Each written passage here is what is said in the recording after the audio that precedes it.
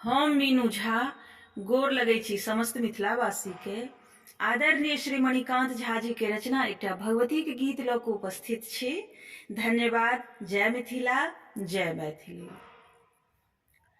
चलू दुर्गा घर साँझ देखाए आबी, चलू दुर्गा घर साँझ देखाए आबी है, देखाए आबी, देखाए आबी है, देखाए आबी, जगदम्बा के मन सो मनाए आबी, चलू दुर्गा घर साँझ देखाए आबी, चलू दुर्गा घर साँझ।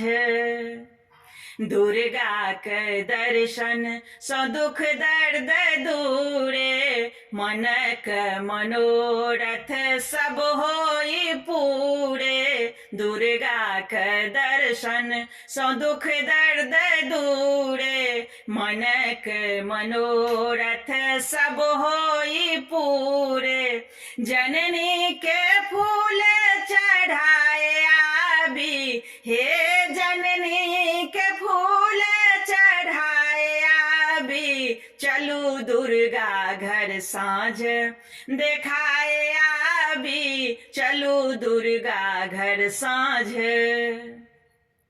देवी के महिमा अपरम पारे, दीन दुखी के करथी उधारे। देवी के महिमा अपरम पारे, दीन दुखी के करथी उधारे।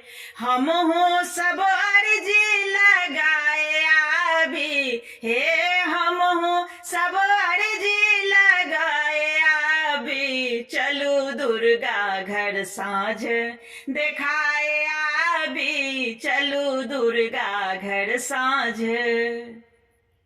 मैया बिराजे छथी सब ठामे, हिनका पूजने सफल मन कामे। मैया बिराजे छथी सब ठामे, हिनका पूजने सफल मन कामे।